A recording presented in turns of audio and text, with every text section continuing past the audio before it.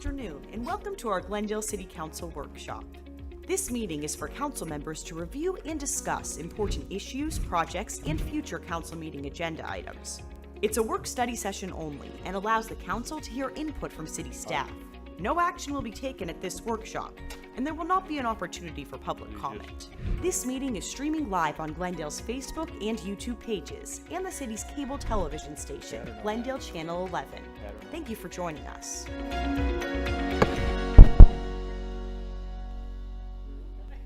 All right, well, good afternoon. Welcome to Glendale City Council workshop session of August 12th, 2025. This meeting is called to order. I'll conduct actually, I don't need to conduct a roll call because everybody's here. So if you would take note of all members are present. With that, Ms. Barr, if we can just go ahead and go into item number 1. Managing the peafowl population.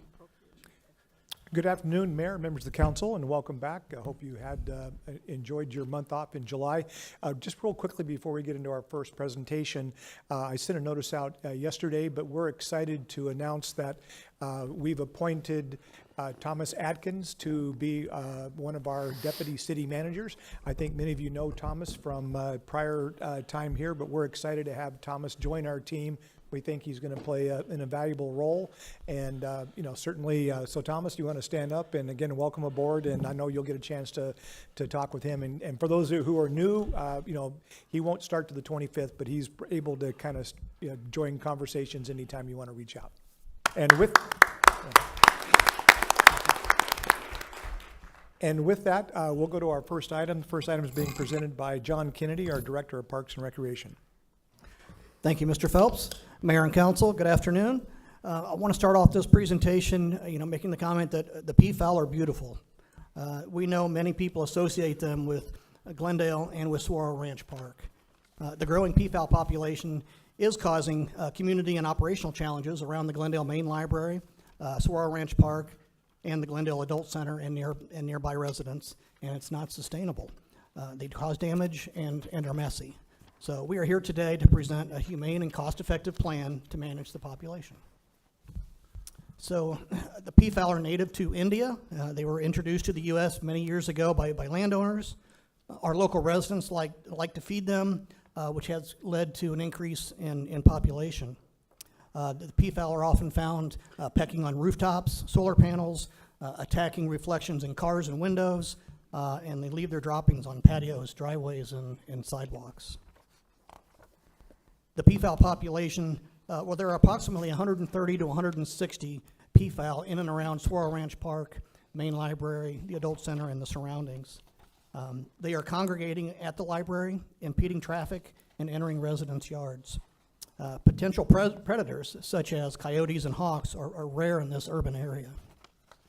So here's an area map of Saguaro Ranch Park outlined in red. The main issues are concentrated in the northeast corner of Saguaro Ranch Park at the main library and in the parking lot, but then also have increased across the street to the north around the Adult Center and the residents that live in that particular area. So we've taken an annual census the last couple of years. We've taken it in-house. In February of 24, we counted 111 total peafowl, which includes both the male and female, the peacocks and peahens. In February 25th, that population grew to 160. We did another one the following month in March of 25 and counted an estimate of 137. So each peacock has between 5 and 7 mating partners per mating season, where each peahen will lay between 3 and 8 eggs. If you just estimate a 50% chick survival rate, it's possible the population could reach 300 by the fall of 2026. So the mating season is April through September, with April and May being the peak season. The growing numbers has pushed the peafowl into parking lots and surrounding neighborhoods. Staff has 28 documented complaints over the past 2 years, so those are just ones that have been documented. There's concerns of unsanitary conditions due to the peafowl droppings.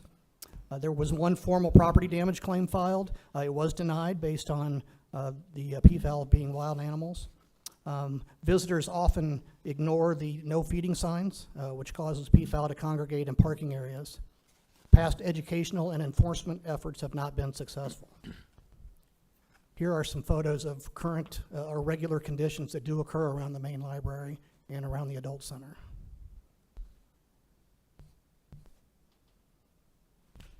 So there is cost that the city does incur with the PFAL population. The main library has incurred an annual cost of $12,000 for sidewalk and parking lot cleanup, and the frequency of this has proven to be insufficient, and they have recently increased the cleaning that would increase the frequency, which would bring the cost up to $24,000 annually. There was a skylight cleaning and repair is estimated to cost $55,000 at the main library. A chiller replacement cleanup, a project that's going on currently, that's a $25,000 cost. Securing the area was around $55,000. And there's the roof of the main library leaks. There's an unknown cost to that repair, and it is partially due to PFAL roosting on that roof.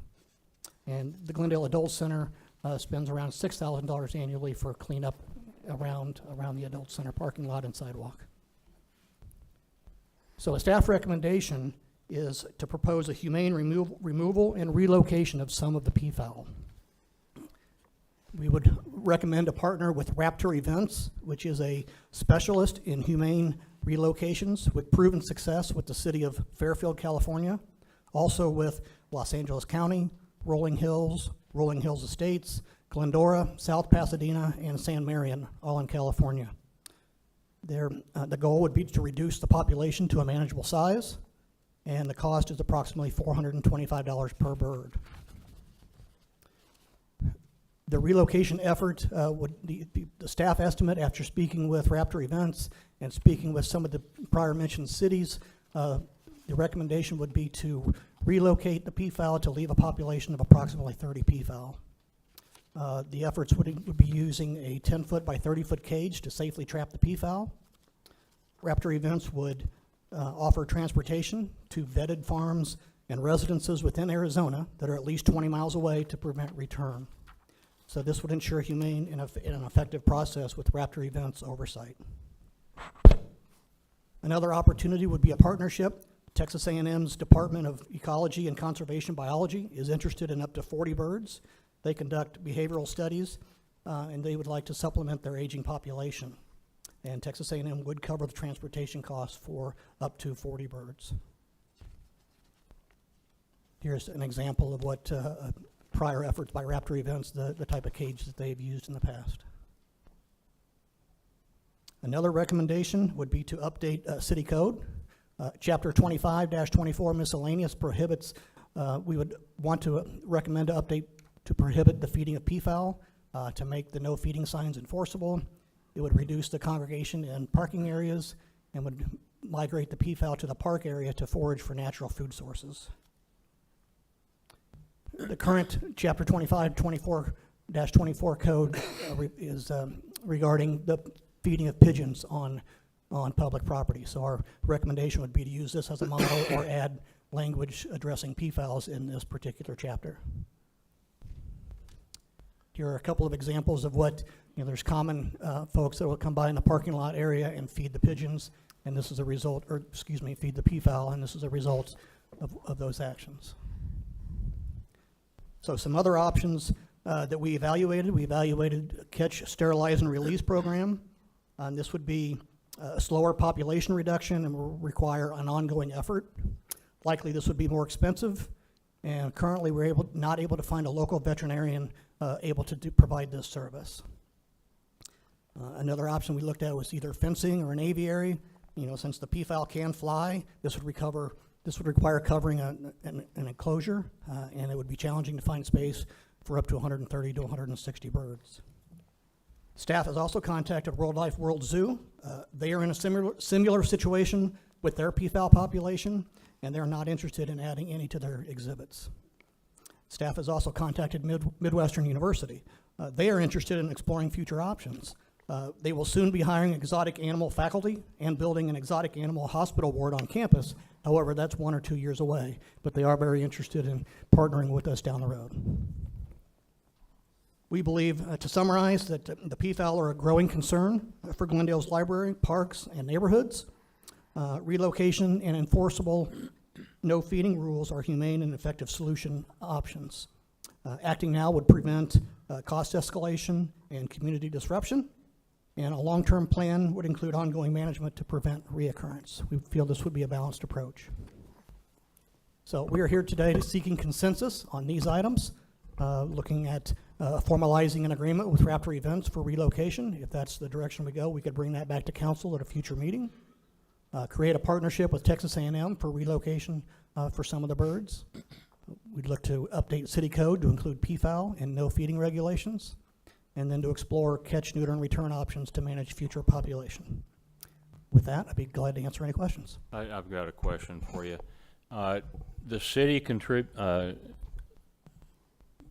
looks as the population to be a wild animal not owned by the city, correct? Mayor, that is correct. So with that said, about, I don't even know anymore, 14, 15 years ago, I actually wrote legislation on feeding wildlife for game and fish, because there was a lot of people at that time that were throwing food to animals, and all it was doing is creating problems where you had coyotes and things coming in. So we wrote the legislation, it passed. It is law that it's illegal for people to feed wildlife. That law's already on the books, so I don't think the city needs to turn around and try to come up with a new law that basically says what the state law already says. And it doesn't have to be posted either, because it's already state law. I think it would be a good idea if we did post it and tell people that it could be punishable by ARS, whatever the number is. So I don't have a problem with any of this. I think I'm always concerned that the people that love seeing the birds out there, that get a kick out of it, are going to be upset. But then again, too much is too much, and if damage is being done, we need to look after the taxpayers' resources, and then find a manageable amount of peacocks. So that's where I'm at. Anybody else have any questions? I do, thank you, Mayor. Well, we already have a pigeon ordinance that we have already on the books, so I mean, I don't see why, I mean, I don't know if a pigeon is considered a wild animal or not, but we already have an ordinance on the book that addresses pigeons, so I don't know why we couldn't, and is what you're proposing just to amend that to add the word peafowl, basically everywhere it says pigeons and peafowl, or pigeons or peafowl? Mayor and Vice Mayor, yes, that's similar along those lines was our thoughts, yes. I mean, it's just adding to something that we already have, so it's not like we have to put a new ordinance into effect, we just need to amend an ordinance that we already have, right? Okay, I just wanted to make sure that that's what you're talking about. I think this is a win-win. Obviously, you know, anybody who's been over there knows there's probably way too many of them. So, I mean, I think this is a win-win. I mean, birds aren't going to be harmed. They're going to be humanely treated. They're going to be relocated to be someplace where they're going to be just fine. The population will grow back. So I think it's sometime in the future, the way to address minimizing reproduction is a good thing. But I think we have time to worry about that. And just to confirm, Midwestern is at some point in the next 2 years or so going to be able to actually perform the sterilizations there at Midwestern? Is that what you're referring to? Mayor and Vice Mayor, they are willing to partner with us. They didn't go so far as saying they'd be willing to do the sterilization, but at least that's a possibility that we would work with them between now and then as they bring on faculty, yes. Okay, I mean, especially because, Mayor, if I could, it's a teaching hospital, so I mean, it would be I would imagine anyway, probably a teaching opportunity to let students participate. I don't want to say practice, but I mean, they practice medicine, so, but it's a medical school. So I think it's a win-win. I support all the staff's recommendations. Mayor? The signs that are out there that say not to feed them, is it not posted on there that there's a fine? Mayor, Councilmember Guzman, since there's no code specifically for PFAL, we're not able to enforce, staff has not been enforcing the feeding of PFAL. It does mention that there is code against feeding the pigeons. So even if we were to put on there the legislation that the mayor was talking about, would that be possible to do that on the signs too? Mayor and Yeah. Mayor. Go ahead. Mayor and council, just a couple things about peafowl. They are a non-native species, so they are not a regulated bird by the state. So that's unique because some would even talk about, is there a season for peafowl? There's not. They're not a regulated bird. They were introduced, so they're non-native. The legislation, at least that I'm familiar with, birds are exempt from it because you can then, otherwise you'd be prohibited from just putting birdseed out in your backyard. So what we're looking at doing is so that in our actual code, we will identify pigeons, which we do, and then also peafowl that will prohibit them from actually being fed. So there's a unique element of it because what we're running into is there's very little, if any, regulation at the state level because there's no wildlife management of peafowl. And so if we want to prohibit the feeding of them, we would need to do something in our own ordinances. Okay.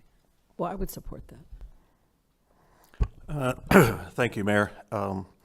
Probably as most of you know, this park's in my district, and it's not just special to me, but to a whole lot of my residents. My office has fielded a number of these complaints too for particularly the way in which they soil the library and that area. They go back to the 1930s or 40s on the ranch. They're part of the history of it. I do think that the appropriate population size is probably around 30, 40 maximum, and that having that small of a population will keep them in the park, which is a better environment than the parking lot over at the library. But when you have so many of them, the territory, they just have to push themselves out and go farther. So I would support the relocation program. I just do want to make sure that if we use the company Raptor Events out of California, that the event the Raptors are having is not involving our peacocks. It's that they will be strictly for relocation. And as long as they're healthy, if they had to be put down because they weren't, I would understand that. I'm a little disappointed that it needs to be a 20-mile or more relocation because I think we have some residents that have large properties that might enjoy fostering a peacock from the ranch. But if that's what the experts say, I guess we can go with it, and maybe they can foster one from California if California is fostering one of ours. I think in the long run, we'll spend probably $50,000 doing this, if my math is correct, and it will reduce the cost of cleaning and damage and all of that by more than that. And I think that it'll improve the health of the birds and have a better environment out there for everybody. So I'm in support of both the relocation program and also adding peacocks or peafowl. I'm not sure everybody knows what peafowl is. I hope they'd figure it out, but adding something to the sign out there and to our ordinance that explains that it's not just against the law, but it's also not in the best interest of the birds for them to get dependent upon being fed by their friends and neighbors. Thank you, Mayor. Thank you, Mayor. I am also in agreement with the ordinance as well as the relocation. I think it's a very humane, as was been stated, it's a win for the city. It's a win for the peafowl, and I think it will also leave the small number in the city, which I think people do really enjoy seeing those occasionally when they go to Saguaro Ranch Park. I know we have, as a family, enjoyed the peafowl in the park when we've gone there, so I support this. Anyone else?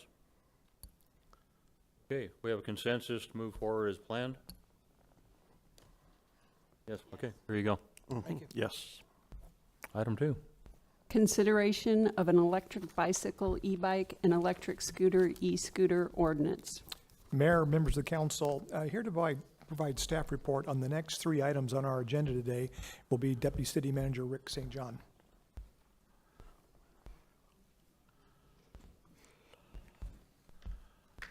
Good afternoon, Mayor, members of the council.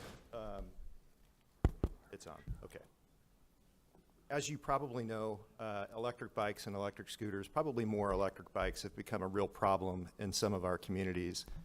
And the problem isn't just a convenience problem or a nuisance problem, it's a safety problem. I mean, we've got younger kids, junior high, high school age, riding these bikes on our roadways whether residential or sometimes even arterial, in a hazardous way. And it's just a matter of time, in my mind, before tragedy strikes and somebody gets seriously hurt. I know you've probably heard about the accident that occurred at 67th and Hillcrest last Friday that did involve a 13-year-old on an e-bike. But from what I'm told, the e-bike really wasn't a contributing factor in that wreck. It was just inattention on probably both parts, the driver of the truck and the person on the electric bike. But 13 years old, so they're going to be distracted by different things.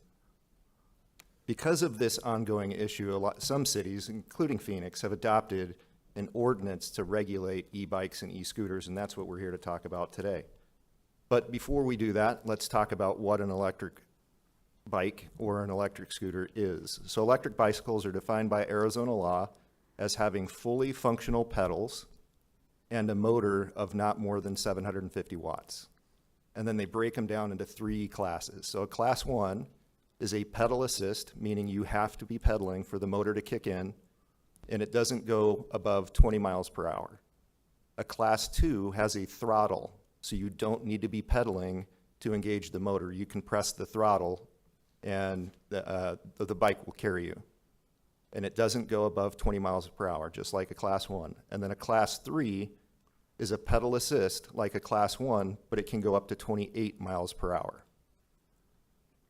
And then an electric scooter is defined as having 2 or 3 wheels. This is in Arizona revised statutes. 2 or 3 wheels, handlebars, a floorboard, and is powered by an electric motor having a maximum speed of, just like the class 1 and 2 e-bikes, 20 miles per hour.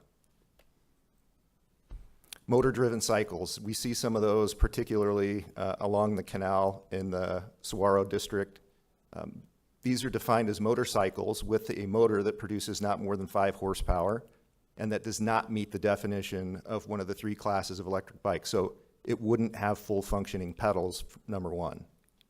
And motor-driven cycles are regulated under state law the same as regular motorcycles. So you have to have a driver's license and a motorcycle endorsement to be riding it, and you have to be in compliance with all traffic laws.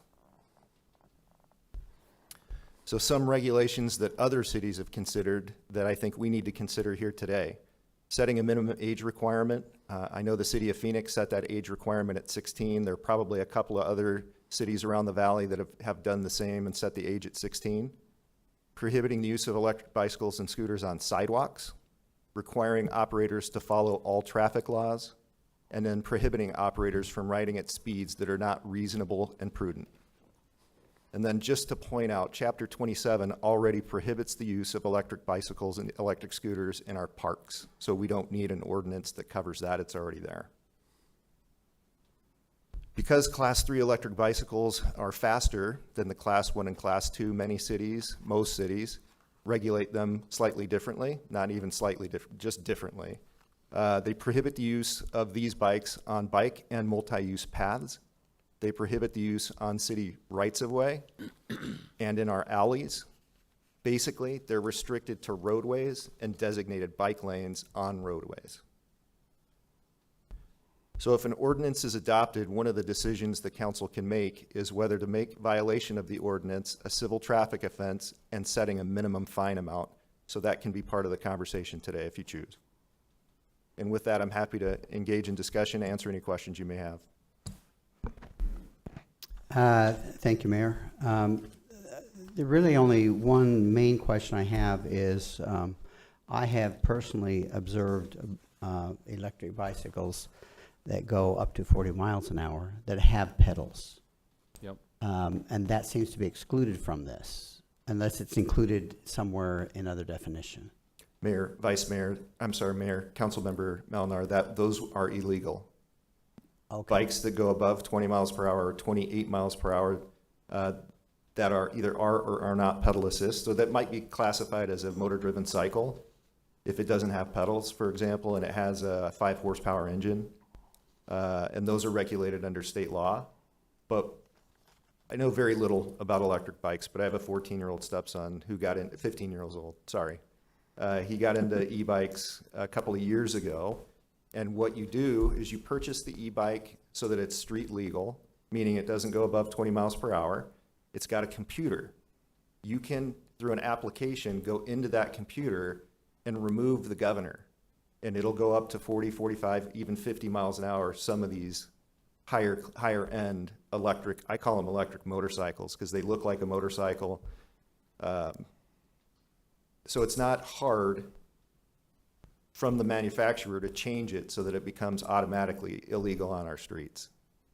So just to follow up to that, so then given that that particular bicycle is illegal, then our police force could pull over someone driving one of those those type of bicycles over 28 miles an hour? Mayor, Councilmember Melnar, that is correct. And currently, our SRO program is kind of taking a lead role through the schools on trying to educate both the students and the parents on what's legal, what's not legal. We're having some success with it, but we're not catching everyone that's out there creating hazard. So again, Mayor, if I may, we are just simply following the state law when it comes to that particular class of bicycles. We don't have our own ordinance. Mayor, Councilmember Melnar, correct. All right. I guess I just, the electric scooter, you have a definition here on the electric scooters. So are we saying the electric scooters would also be limited to 16 and older? Mayor, Councilmember Melnar, if that's the council's decision, yes, we can do that. Okay. Thank you. Thank you, Mayor. Thank you, Mayor. Thank you for bringing this forward. I know we've been talking about this for quite some time, and I know many of us have witnessed some teenagers, probably too young to understand the consequences of the behavior they're doing out on public roadways. I mean, I've seen some things that I think an adult would know better than to do that. So they're just too young to really, I think, relate to what the consequences are about how dangerous what they're doing is. Because I'm not somebody who believes in a lot of regulations, but I think it's something that we really need to do. I like the recommendations, but one thing I don't see is, and I don't know whether we can legally require a helmet, maybe even only on anybody younger than 18. So from I don't know, when somebody's 18, I guess it's their choice. But if we're gonna consider this, I mean, especially at the speeds these things go, I mean, we want people to wear a helmet when they're riding a bicycle. So I don't know why we wouldn't at least include something in there that if you're under 18, you're not an adult, then the city's gonna say to, save our public safety personnel from having to scrape a kid up off the street that wasn't wearing a helmet. I feel like we should require a helmet, at least up until they're 18. I don't know how anybody else feels about it, but I support the recommendations. I think just about every city is moving in this direction if they haven't already, to provide some regulations. And, I get it. These are really cool little things, but, and it's a good way for a kid to get around. I mean, if I was a teenager, I would have wanted one of these probably. But they are so dangerous and they're hard to see. I think a lot of drivers misjudge and don't really know how fast these things go. And I don't know whether that was a factor at 67th and Hillcrest. But when you see a bike coming, you kind of gauge, how fast you think it's going to be approaching you. And these things are way faster than that. Mm-hmm. So there's just so many reasons why I generally don't support over-regulating, but I think this is something that we should do. Thank you, Mayor. Mayor and Council, thank you so much for bringing this up because the Cactus District residents have been telling me a lot about this issue and they care a lot about imposing regulations. Not only is it bad for the speed and the safety on the streets, it's also the sound. The sound is also really bad as well. So I would definitely support that we put more regulations onto these. I would support helmets for folks under 18. I would also support that it be limited to people over the age of 16 or with a valid permit or valid driver's license. And this isn't an issue that is just happening here in Glendale. I've read recently about a tragic accident that happened in Pennsylvania where she lost control and she ended up in the street and got hit by a car.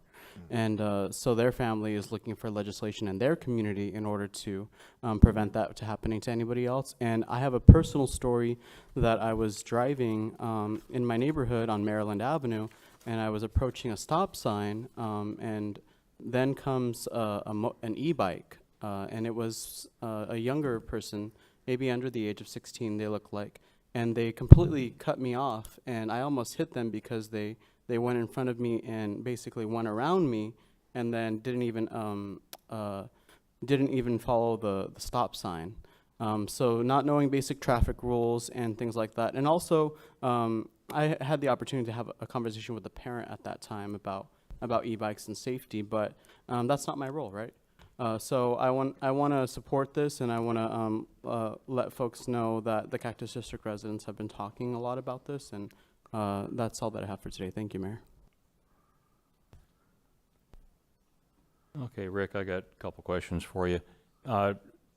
Does anybody teach bicycle safety like they did when I was a kid, like 100 years ago? Mayor, I believe Parks probably has some programming around bicycle education. He's nodding yes. He's nodding yes? Yes. Oh, the place in Phoenix, literally back in the 60s and 70s, used to go to the schools, and they would hold a 2-hour event to teach kids bicycle safety, make sure their bicycles had numbers on them for being stolen. They made a big event out of it, and I always thought that was great. We have laws that basically say what you can and can't do.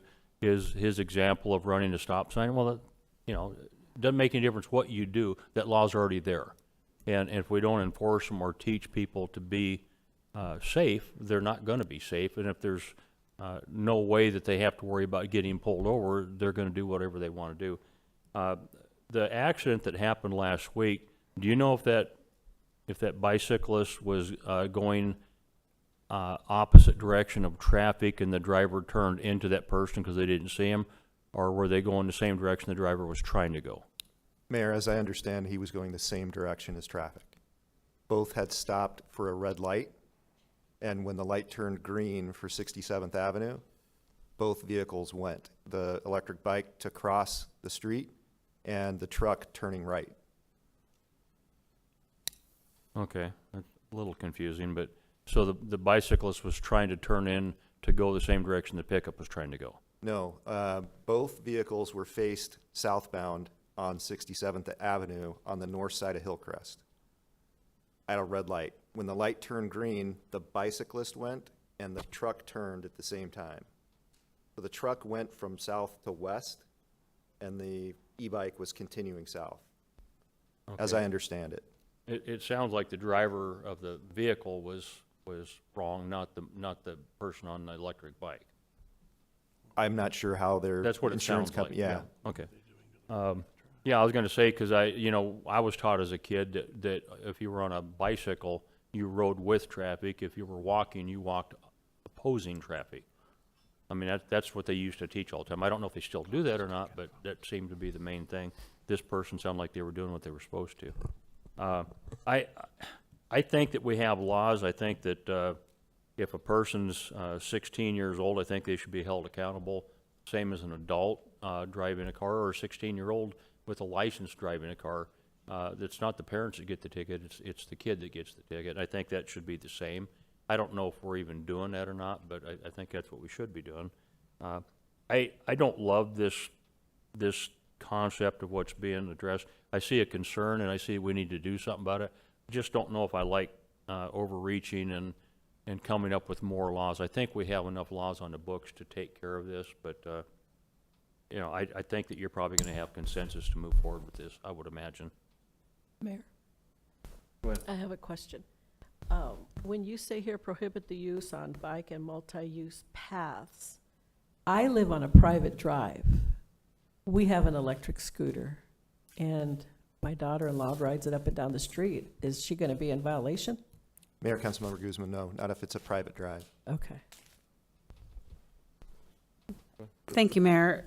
So, Mr. St. John, do we have any rules on the books that even address e-bikes? We don't really have anything because it's a newer thing, right?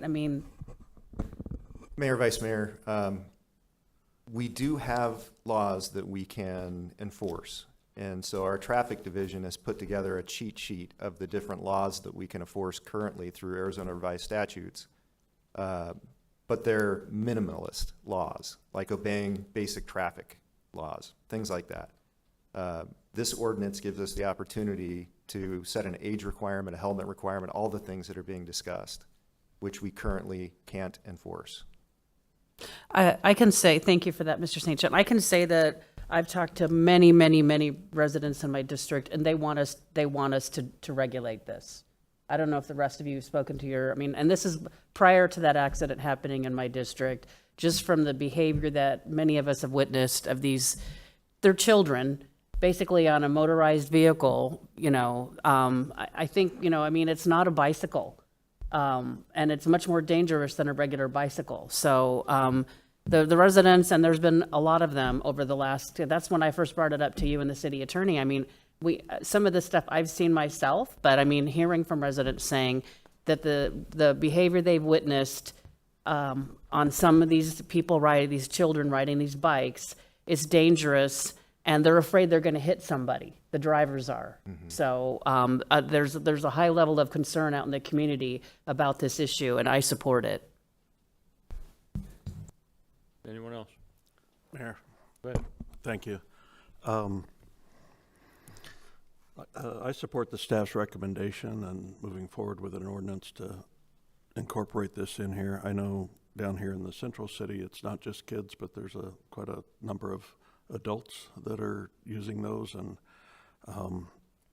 I see this as an opportunity for our officers to interact with them and to share safety concerns and anything else that, you know, they might be doing wrong. I do support Councilmember Tomachoff's suggestion that we include a helmet requirement. And in regards to should this be a civil action and a fine, which you requested, I think civil is probably the right way to start with this. And do you have a recommendation on what fine would fit in with the other stuff that we have fines for? Mayor, Councilmember Turner, I haven't looked into it enough to know what a good fine amount would be. Maybe Mr. Bailey has information that he can provide.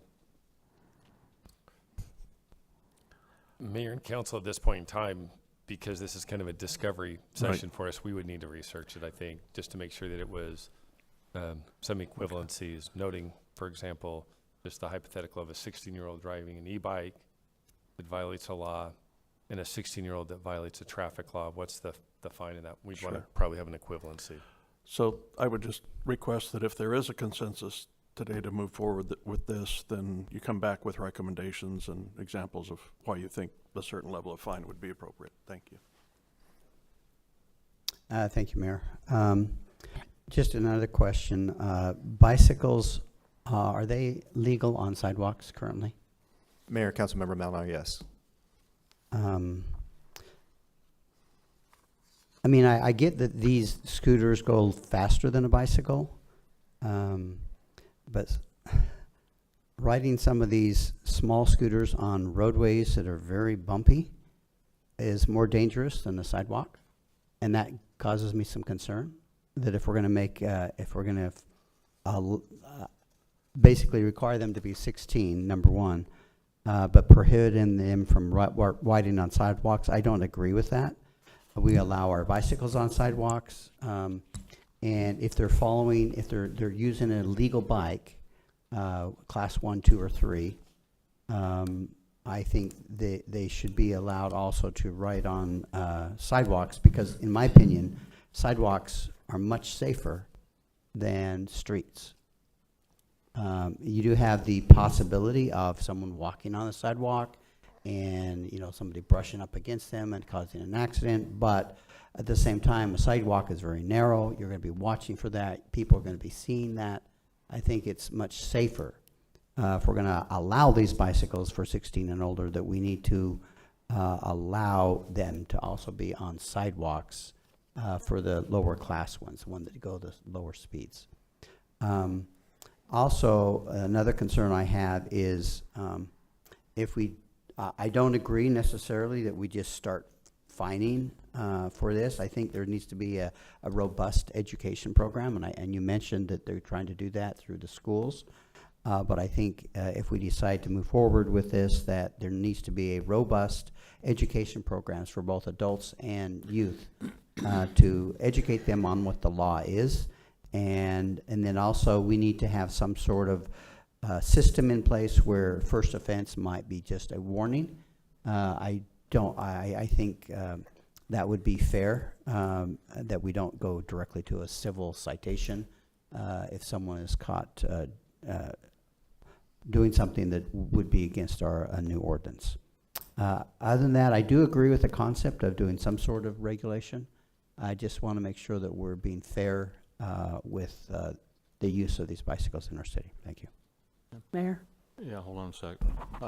Rick, again, in the legislature several years ago, there was a law passed that people that had the small scooters, the gasoline scooters, did not have to license them if they were less than 50 cc's. Now, I don't know in comparison what a 5 horsepower and a 50 cc, I don't know if that's equivalent. I don't know if 50 cc's is smaller or larger. I don't know. But that's the one thing that hadn't been talked about. If these electric bicycles have something larger than what was approved in a equivalent of a 50 cc, then maybe we also need to be talking about actually licensing them.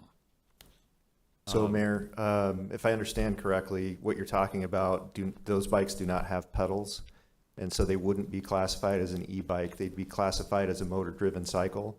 And if 50 cc's is less than 5 horsepower, then they would be classified as a motorcycle, where you would need a driver's license and a motorcycle endorsement, except that the state passed legislation saying we're not going to do that for these smaller gas-powered mini bikes of sort.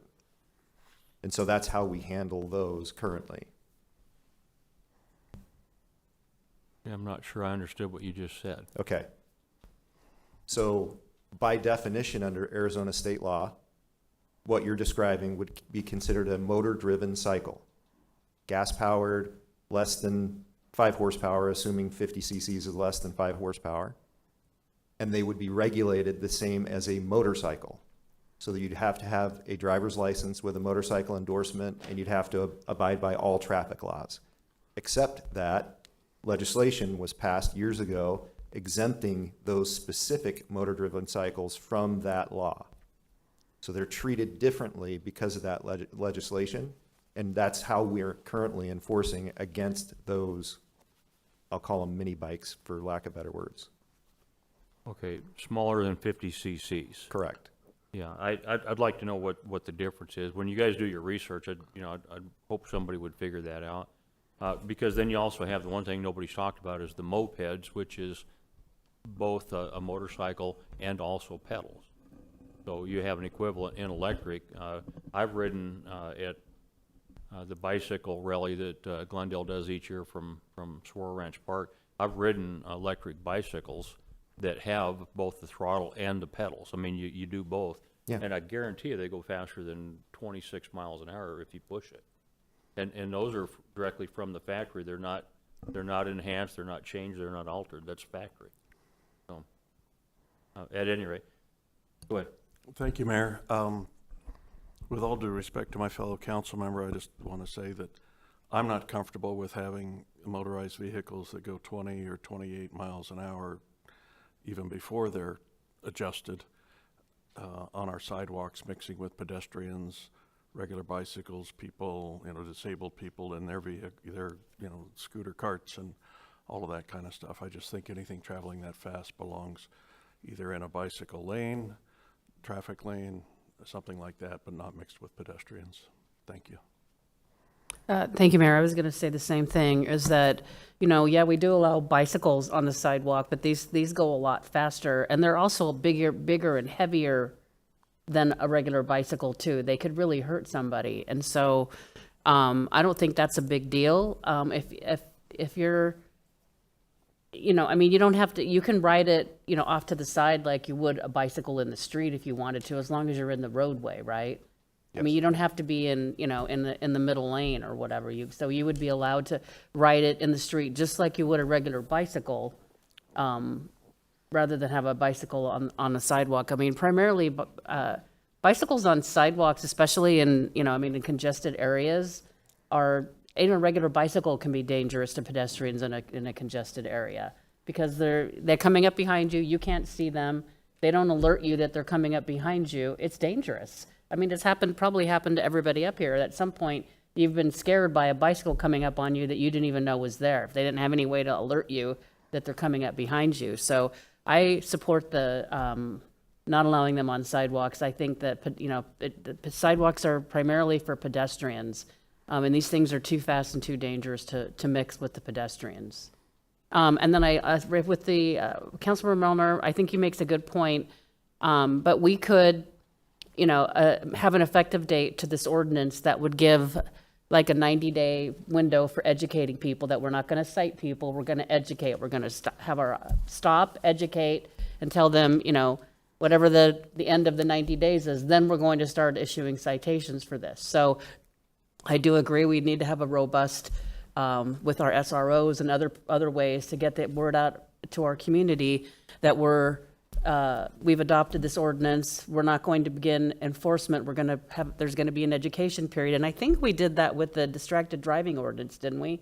We told people, okay, we're going to give you a little bit of time to figure out that you need to stop doing it, but then you're going to have to stop doing it. Vice Mayor, I was thinking the exact same ordinance. Okay, We thank you. I support everything. I think the 90-day education period is important, so we give people a chance to, talk to their kids, listen to their SROs if they're students, which probably most of them are, and understand that these are the rules they're going to have to follow if they want to use these in Glendale. Thank you.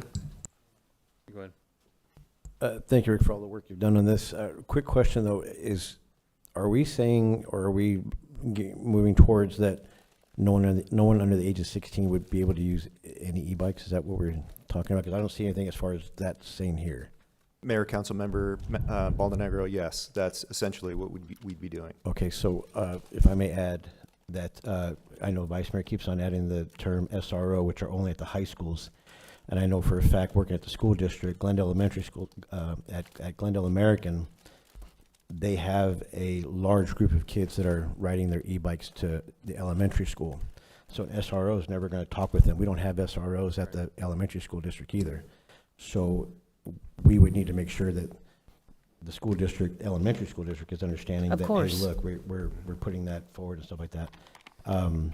Also, I appreciate the input from Councilman Melnar.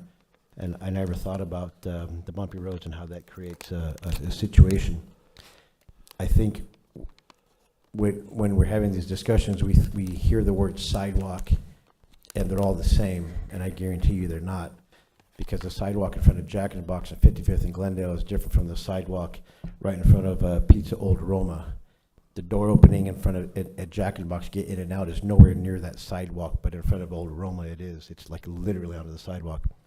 I've been there having lunch where I just see a blur going by, and it's someone on one of those e-bikes. I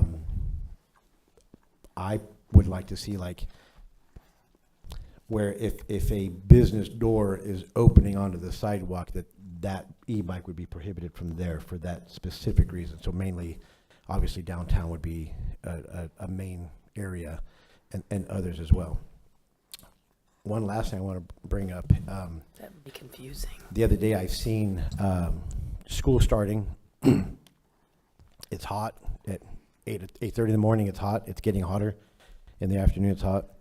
And the parents want to get their kids in and out of this heat. And I saw a parent on an e-bike with their child on the e-bike as well, and that child was little.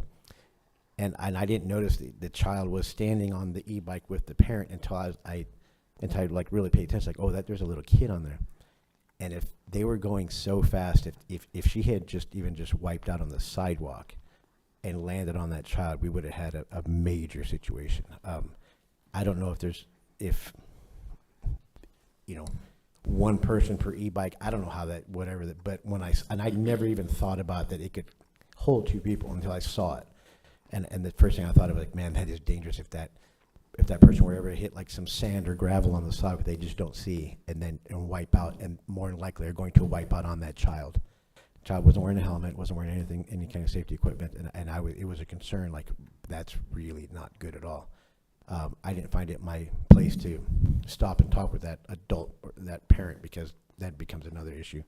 But I don't know if that's something that we can look into, or if that's something already in some writing somewhere, and they just don't know, or if we need to actually, because as we all know, unless it's written somewhere that I can't do it, I'm going to do it. Maybe we need to think about that as well, just to be on the safe side, because I would really, really hate to think that that if we don't have that conversation now, that we're addressing some sort of tragedy a month or a year from now, we could have maybe prevented. So, thank you. Mayor and Council, thank you very much for the robust discussion. It shows that we all really care and that we all want to do something about this. Just one thing about the sidewalks. I think that the sidewalks have been an interesting topic in my district, because there have been residents that have shown me sidewalks that just abruptly end. And we've talked with our transportation department about those particular issues, and it's, who's responsible for the maintenance of the sidewalk? Is it the city? Is it the resident, et cetera, et cetera?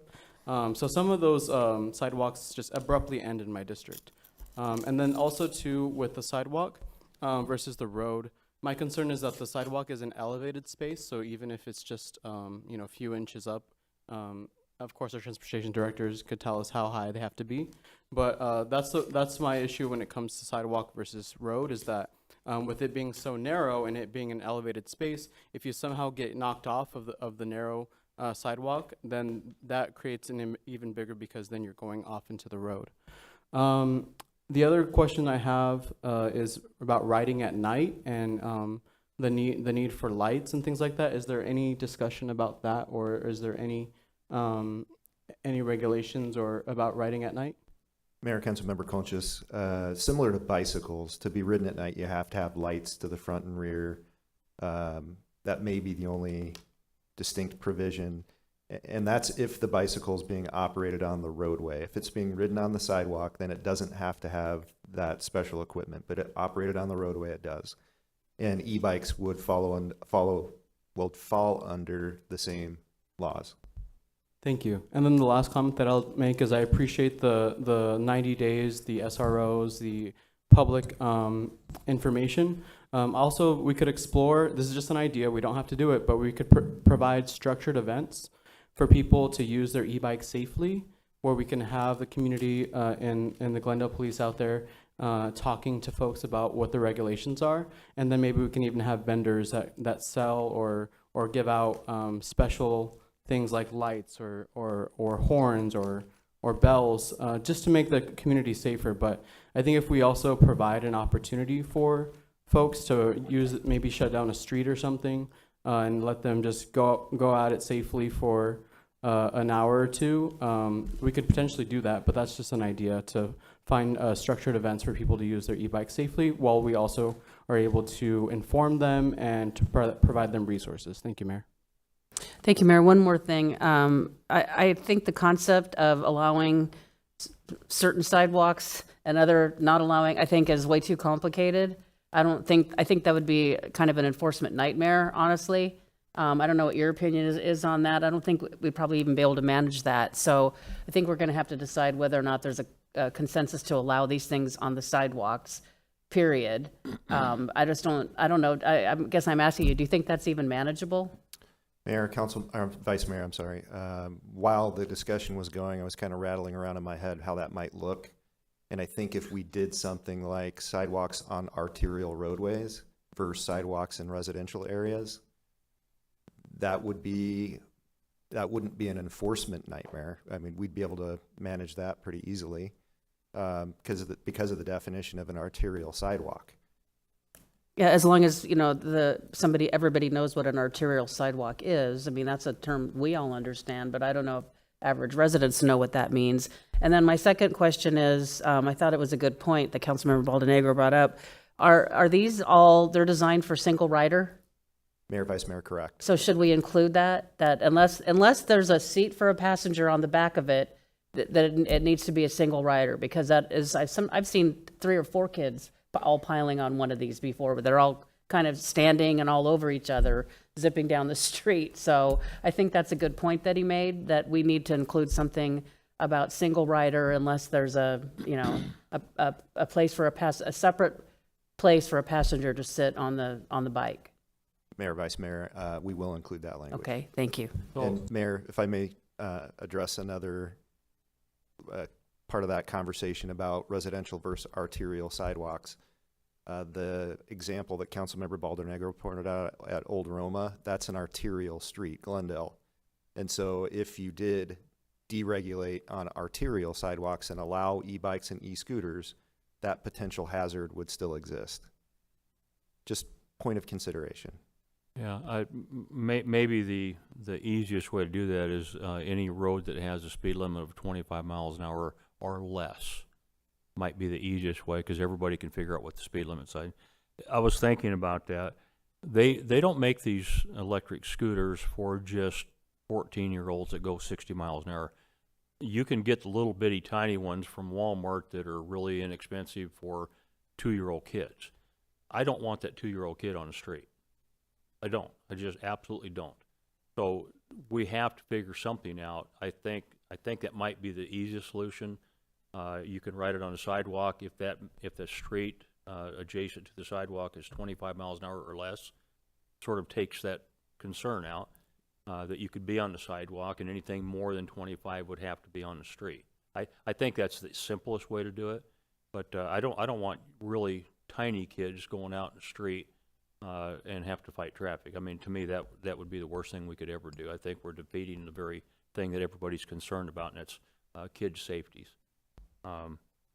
So Mayor, what you just said was in the reverse of what I was thinking, so I want some clarity here. Well, let me say it again. Yeah. Maybe I said it backwards.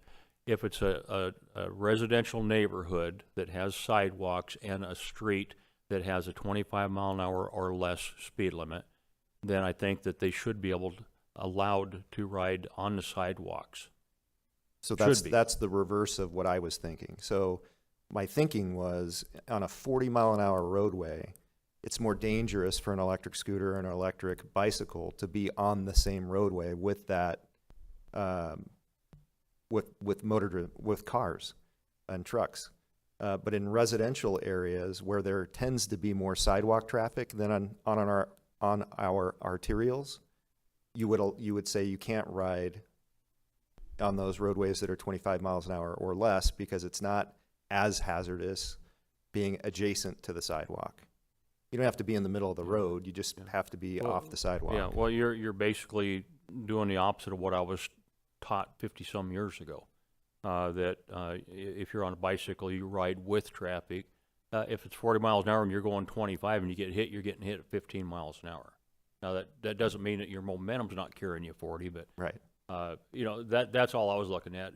Little kids are going to ride these things, and if we make it legal for them to be on the sidewalk in front of their homes, I think that's the safest way for small kids.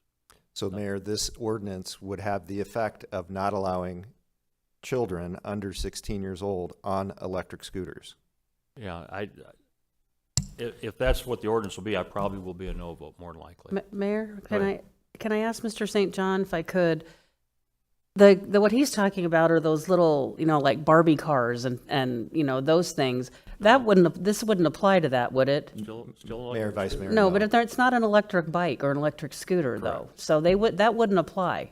They would be allowed under the proposed ordinance. They would be those things for young children would be Jeeps, and we all know what some are little motorcycles. Those would be allowed on the sidewalk, because that's not what this ordinance is even addressing. Is that right? Mayor, Vice Mayor, correct. Okay, thank you.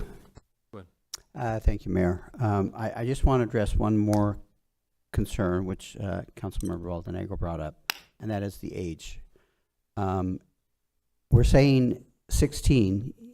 No one under age 16 is able to drive one of these electric vehicles or scooters, and we have examples here of under 16 are doing that and using them to get to school. And I know a lot of kids have these scooters in the city. So I think we're going to make a lot of people angry by saying no one under 16 can ride these things. I think it's reasonable to say that a little kid shouldn't be out on the street on one of these electric units. But a 12-year-old, I mean, I could see them very easily saying, yeah, this would be acceptable for a parent to say, yeah, my kid can have an electric scooter to ride down to the neighbor's kid's house or wherever. That would be reasonable. I think it is unreasonable for us to say you have to be 16 years old to ride a scooter, if we're going to really enforce this. Now, if we did like we did in the past, and we basically, because I asked about this ordinance when I first got on council, and I was told, well, we kind of have something on the books that say you can't really ride these things in the city, but we don't really enforce it. So it's kind of like it's there, but it's not. So if that's where we're going to do it, and we're not going to enforce it, then that's one thing. But if we're going to say 16-year-old, I have a real problem with saying you have to be 16 to ride one of these little scooters that go 15 miles an hour. So that's my point on it. And you know, I can concede to the sidewalk issue, even though if you've ever ridden one of these, and I have, on a street, and it is rough. It is very rough and dangerous, in my opinion. Whereas sidewalks typically are much smoother, at least in my neighborhood.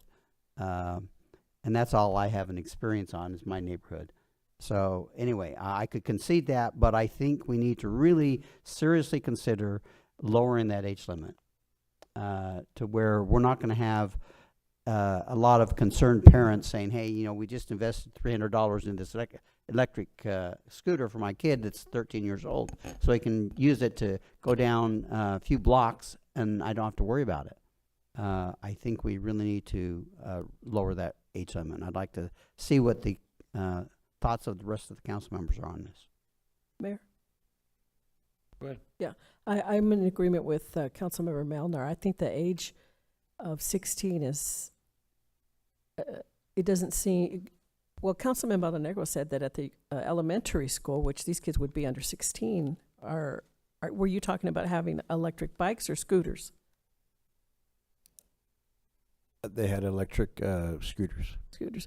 I own an electric scooter, and my 11-year-old grandson rides it. So I agree with you, Councilman Melnar. I think putting an age limit of 16 isn't fair. There are a lot of parents that have bought these for their younger kids to ride, you know, to the friend's house, and we're going to tell them that. I mean, it is a serious issue, these bikes are, and the scooters. But I think putting an age limit on it like that, I would not be supporting that. I think we have to figure something out when it comes to that.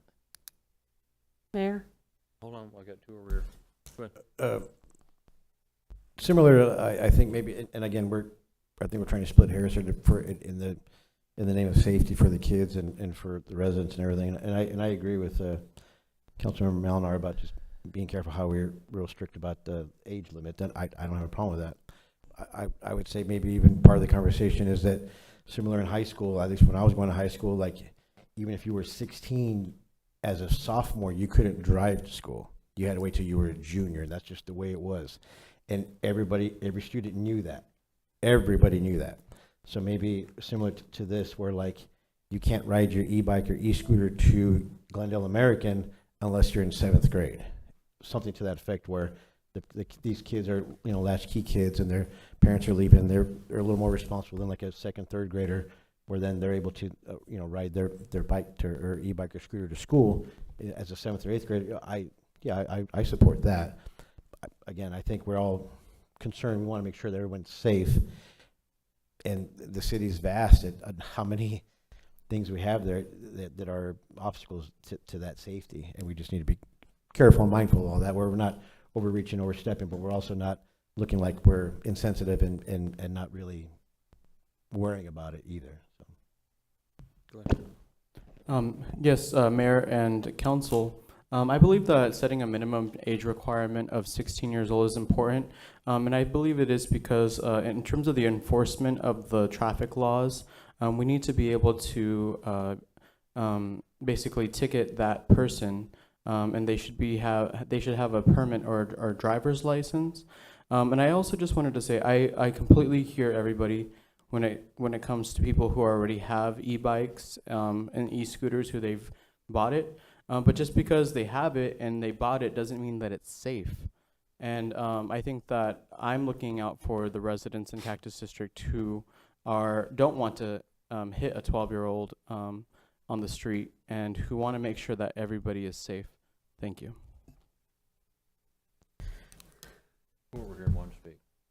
Oh, Go ahead. I'm gonna say something. I understand what Councilmember Conchas is saying. So we're basically saying that they can hit a 16-year-old on the street on a scooter? What's the difference? 1 year. Mayor, I think that in terms of this age requirement, 16 or 12, I think that it's a part of the enforcement part of it. So if there is somebody on the public roadways that is 12 years old, how do we enforce the following of traffic laws? How do we enforce the operating speeds? What does that enforcement look like, Mr. St. John, if they are if we don't have that mechanism of them having a permit or a driver's license, then what type of enforcement does our Glendale police have? Mayor, Councilmember Conchas, and I'll look to Michael Bailey to confirm, but when citing children into juvenile court, the court does consider the age of the child, and there is an age, and I think it was 10, I believe, that children under the age 10 couldn't be held to the same level of accountability as children over 10 because of their lack of understanding of how the world works and, you know, everything that goes with it. So if a 5-year-old, for example, shoplifts a pack of gum from Fry's, we can't charge that. The courts wouldn't accept it. Again, I think that age is 10, but if we set the minimum age to ride an electric scooter at 12 and electric bicycles at 16, I think we wouldn't have an enforcement issue.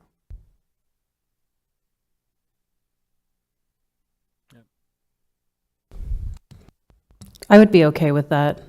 I think Mayor, if I could, the issue, I mean, especially for drivers of cars, is these kids are too young to understand the consequences. And I mean, I know I've discussed with Mr. St. John and other people on staff, Michael Bailey, and I'm sure many of you have witnessed, is these kids the things they're doing are really dangerous, but they're 12, 13 years old. They just don't have the life experience to understand what they're doing and how dangerous it is what they're doing. And they're not in their parents' protection. And I mean, I've got a pretty conservative district, and my residents are adamant that they want us to do something about e-bikes, because as not worried about their kids, but also as drivers of vehicles out on the road, that it's very dangerous, and people have had a lot of close calls already, and one child hit. There's been lots of e-bike accidents around the valley because they're, and not that it's always the bike's fault,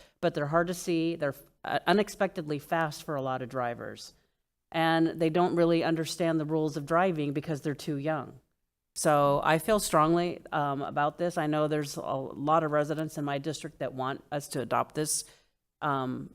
I mean, I'm okay with the difference between the scooters and the e-bikes. I don't think the scooters are a huge problem. So I'm okay with moving forward with that. And then the education, long education period, 90 days to get people ready. And I wasn't suggesting just the SROs did it. I was just thinking that is, that's a way to reach a lot of kids all at the same time. But we could, work with our communications team on a robust communication.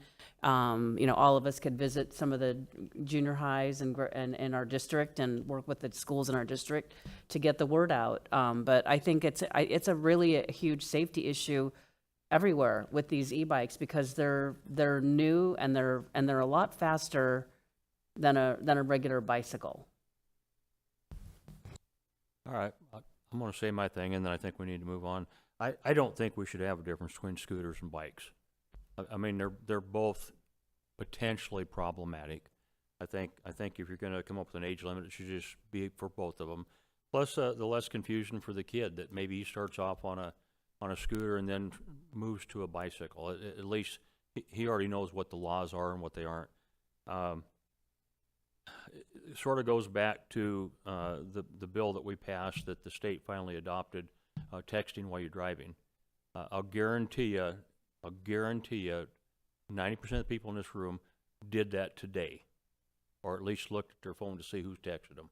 And yet we have a law, we don't actually enforce it. I mean, we really don't. I just don't want to, I don't want to spend a bunch of time passing laws if we're not going to enforce them that are meaningful. And probably the biggest thing is anybody under 16, scooter or bicycle, should be wearing a helmet.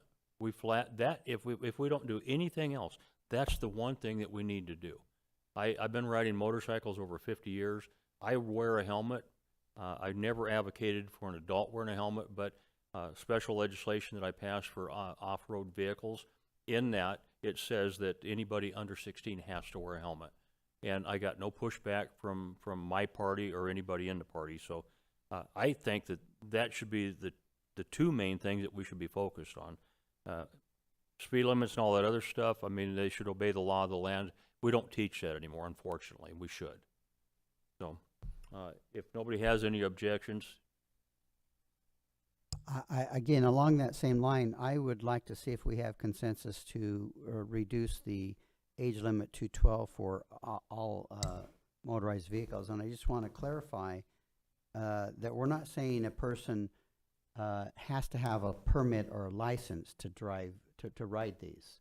We just said whatever age we say, 12 or 16, that they have to be of that age and not have a license or have a permit of any sort. Is that correct? Mayor, Councilmember Malnar, I've seen ordinances in both directions. I've seen ordinances that require a driver's license or a permit, and then I've seen others that just have an age restriction and don't mention driver's license. Okay, I would like to see if we have consensus to at least for you to move this forward and bring it back to us to lower that to 12-year-olds for electric bicycles and scooters. And if we find that that's a problem, I mean, we can always come back and amend that. But I think that would be reasonable for at least those residents that I know in my district. what about the helmet? And I think the helmet requirement is good. I think we should do that. Mayor, I don't support lowering the age down to 12 years old. I'd like to ask, I don't know, our police aren't engaging in stopping these kids, but I rarely see somebody younger than 12 years old even on one of these. The average age, I would say, is probably 12 to 15, 16. And I think one of the big issues is a lot of kids are delaying getting their driver's license. But once they're 16 and they don't want to drive a car, they wouldn't need a license to ride an e-bike. But a lot of kids in that age group are using these because it's a easy way to get around without, like how we used to do it, pedal or bike or walk. I mean, there are other ways to get around, but I mean, the whole idea is that between that gap between 12 or so and 16 years old is, at least in my experience, those are the ones that are really exhibiting the most danger. They're putting themselves in danger, and they're putting other drivers at risk of hitting them because they really don't know how to operate in and around motor vehicles. So I'm not going to change what I think it should be 16. Go ahead. Mayor, thank you very much for all of the suggestions. I'm glad that you brought in the helmet portion because I agree with you on that. I agree with the council on pretty much everything. So if we get something done, if we have a consensus here, I will be happy. But my personal opinion would be to have the scooters at 12 and then the bikes at 16. But I'm okay with what the council would like today because I think that we're moving forward in a positive way. Thank you. Go ahead. Is your mic turned on? As I said before, I think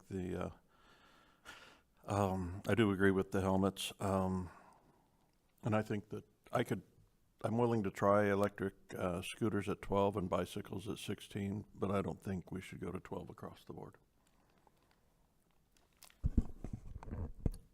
I'm willing to do the 12 on scooters and 16 on the e-bikes also.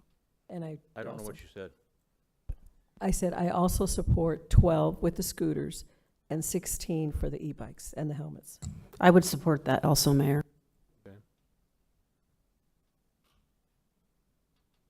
12 on scooters, 16 e-bikes, helmets for everyone.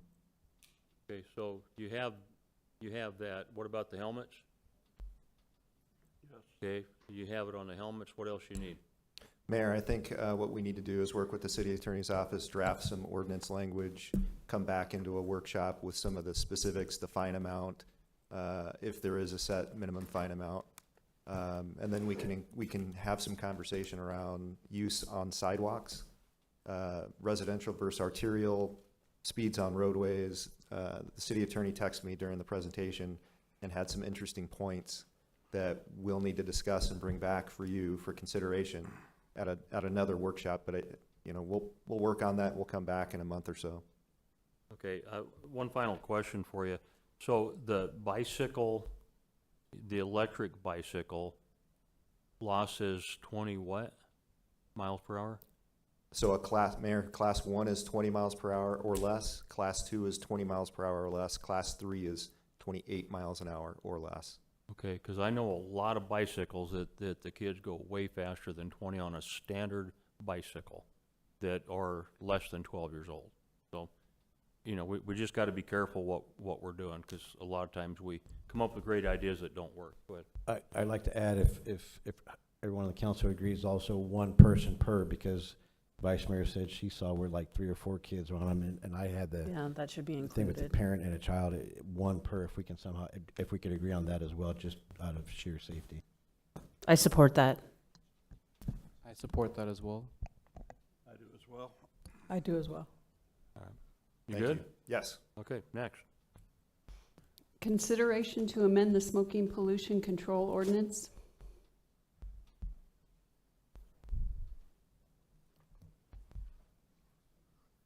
Should have brought my glasses. Okay.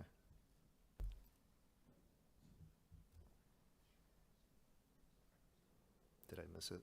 You want to borrow mine?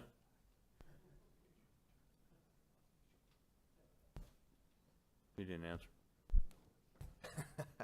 No, his eyes are better than mine. I'll use his eyes. Okay. Thank you. So, Mayor and Council, what we're here to talk about today is essentially 2 things. Number 1, e-cigarettes and vaping, and an age limit on being able to legally purchase and possess tobacco and tobacco-related products. Now, for the purpose of the conversation here today, when I say tobacco-related products, that means anything that contains nicotine. So you have what the industry is calling tobacco-free pouches, for example, those Zyn pouches that are basically nicotine pouches. In federal law definition and in state law definition, those would be considered tobacco-related products and would be regulated under the same laws. So with that, we are seeking council consensus today on amendments to the smoking pollution ordinance, which was adopted in 1987. So as you can imagine, e-cigarettes and vaping wasn't even a consideration back then. In fact, I'll show the definition of smoking on a next slide. And then the other consideration is raising the legal age to purchase and possess tobacco and tobacco-related products to 21. And we'll talk about some existing laws that already have that age set at 21. So Chapter 25, Sections 2550 through 2558 is your smoking pollution control ordinance. And it defines smoking as burning tobacco or any weed or plant allowing smoke to be diffused into the air. So because e-cigarettes and vapes are not burning, they're electric, they would not fall under that definition. So we're recommending a change in the definition, in addition to the definition that includes e-cigarettes and vaping. The ordinance already regulates smoking in city-owned facilities, enclosed public spaces, and places of employment. It requires designated no smoking areas and signage for those areas, and it states a violation of the ordinance is a petty offense with a fine amount between $10 and $300.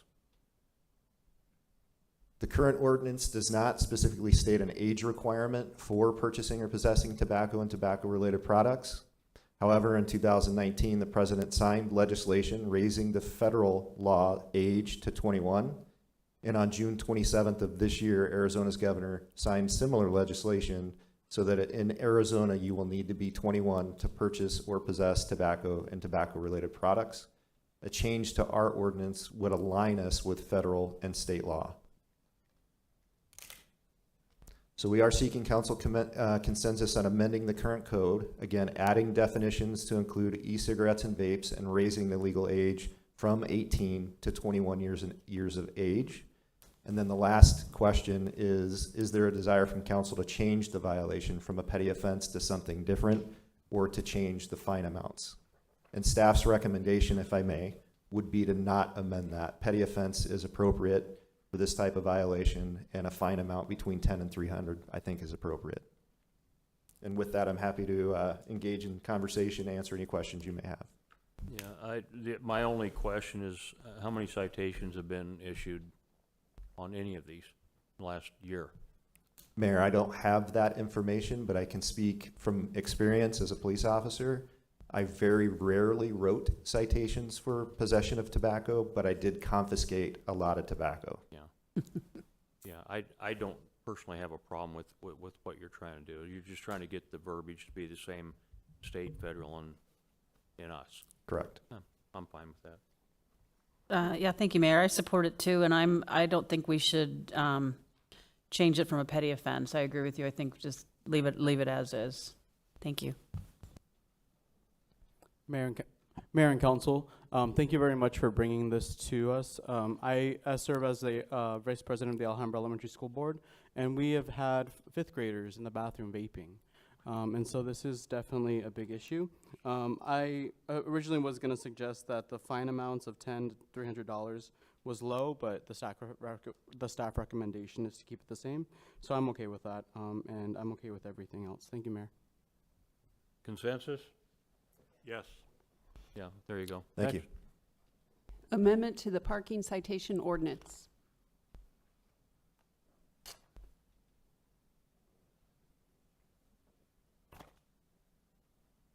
Who's doing that one? Yeah, that's me. I'm still playing with this thing. Yeah. Slideshow, start from the beginning. Okay. Mayor, Council, this is a pretty simple amendment to our current ordinance talking about how parking citations are issued and processed through the city. The current ordinance, which predates my employment with the city of Glendale, hasn't been adhered to since I've been here. So the biggest example is parking citations always go through the court. Well, the current ordinance says that a city department will handle the initial and upfront administration of putting people into the process of paying for parking citations. We've never done that in my 29 years with the city. It's always gone through the court. So what we're recommending is a change to the ordinance to align with current practices. So the current ordinance says the citations to be filed and managed by a city office. It says if payment isn't received within 14 days of issuance, the penalty increases, and a complaint shall be filed with the city court if they don't pay the fine within the 14 days. So that's when the court would get involved. Otherwise, it would be likely the police department that would be managing it for that first 14 days. The current practice is that the notice is filed directly with the court. It does also state that within 14 days of issuance, the city courts can increase the penalties, and a summons is sent to the owner of the vehicle involved in the violation by the city court. So there's no confusion about their responsibility. Chapter 10, sections 24-132 through sections 24-136. There is some significant amendments needed for subsection B, adding an affirmation and signature for the citing police officer, adding an appearance date, time, and location. Because it is being processed through the court, we want to give them that information up front. Add a notice that failure to appear or pay the violation may result in a default judgment. So that's a judgment in absentia. Remove language that payment must be received by the city within 14 days of issuance. Because we're setting the date, time, and location of the hearing, we don't need the 14-day rule. So Chapter 10, Section 134, some significant amendments for this subsection. We're renaming it to failure to respond to the notice of violation. It currently has language that just doesn't make sense. We're removing subsection A and reordering the subsections accordingly, amending subsection 134B to identify actions taken by the court if payment is not received, within 30 days from the date of issuance, removing subsection C and then reordering and amending the schedule of parking fines to omit the reduced fine if penalty is paid before a complaint is filed with the court. The complaint is immediately filed with the court under our current practice, so that language just doesn't make any sense. Again, we are seeking council consensus to amend the parking citation ordinance so that it aligns with current practices. And with that, I'm happy to answer any questions you may have. Any questions from anyone? Go ahead. Mayor, Council. Thank you very much for bringing this up to me. The only thing I wanted to say to the public in particular, and also to the city, is the last one that we did was from 1987, the smoking pollution control. This one, you said we haven't been doing this practice for 29 years. Mayor, Councilmember Conchas, the 29 years that I've been here, we haven't been doing it according to the ordinance. And then earlier this year, we had the firework ordinance change, which needed to be aligned with state law that is 2 years old. So I just see a trend in a lot of the different policies and ordinance changes, that amendments that we're doing, is that a lot of them are older. So I'm just wondering if there's any more ordinances in the future that we should also be looking at to make sure they're not outdated. But other than that, I'm okay with this and giving my consensus. Thank you, Mayor. Thank you, Rick, for all your help. I have a simple question. Is this for all violations, meaning like it's, let's just say in front of a school it says no parking, that's the violation. If there's somewhere in the city that says 2 hours of parking, that's the violation. Whatever in that specific spot, no matter where you're at, the violations obviously can be different versus whether it's no parking, 15-minute loading, whatever it is, the violation is a violation regardless of where it's at and where it just depends on where you're creating the violations. Is that what I'm understanding? Mayor, Councilmember Baldwin-Negro, yes. So for the majority of traffic law, we use a long form complaint that's provided by the state. For parking citations, it's a much smaller form, lists all the different possible violations, and the officer hits a checkbox for which violation or which parts of the law the vehicle is in violation of. And then they can check whether it's a warning or it's an actual citation. And that gets left on the windshield of the vehicle typically. A lot of times in these circumstances, we don't even have contact with the owner. And so that's why the summons is sent by the court later to confirm and to provide a date, time, and location for the hearing.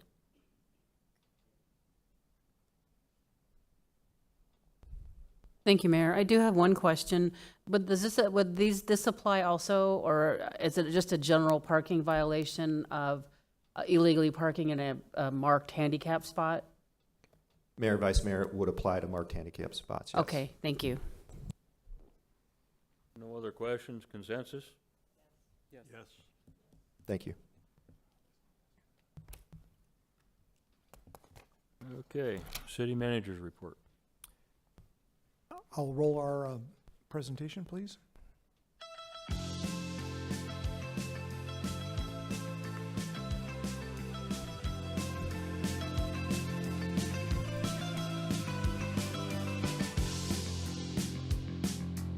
Hi, everyone. I hope you had a great July. A new budget year is here, and we're hitting the ground running, starting first with road safety. We're rolling out flashing yellow arrows at intersections across Glendale. These signals reduce left turn crashes and improve traffic flow. We're also adding new speed detection tools to every Glendale police vehicle.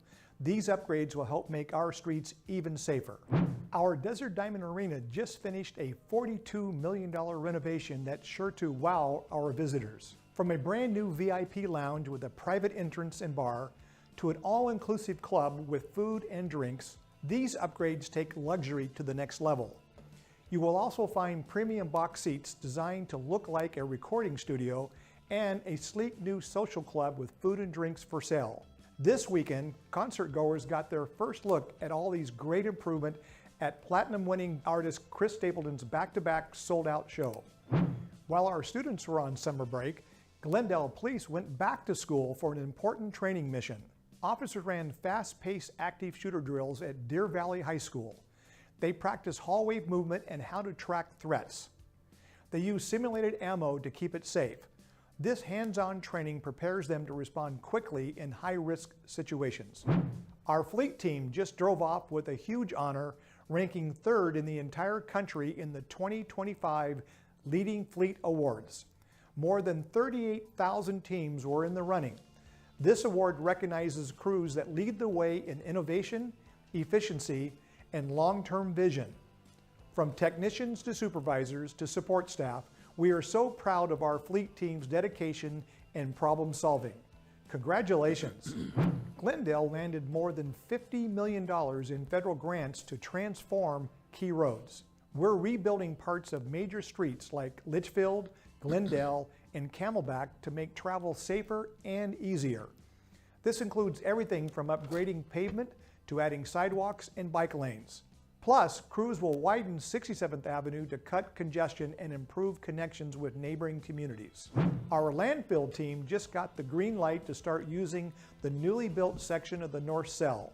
The Arizona Department of Environmental Quality officially approved the site. This expanded area will handle the city's disposal needs for the next 4 years.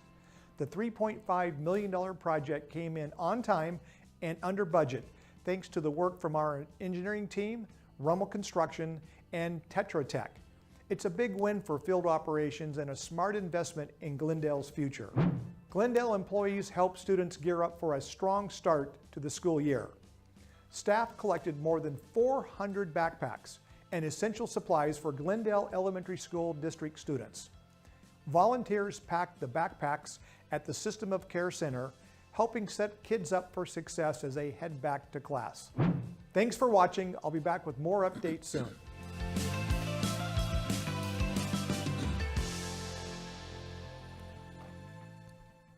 You have nothing? Nothing. Okay, next item on the agenda will be council items of special interest. Each council member has the opportunity to indicate topics that they'd like to have discussed by this council in the future. Mr. Baldenegro, have you any? Yes, sir. I'd like to revisit the renaming of the community center for Norma Alvarez. We kind of talked over at the last meeting. I'd like to revisit that if we may. Thank you. Mr. Conscious? No, thank you, Mayor. Nothing? No, sir. Thank you. Ms. Guzman? Nothing, Mayor. Mr. Melner? Nothing today, Mayor. Mr. Turner? Not today, Mayor. Vice Mayor? I do have one thing.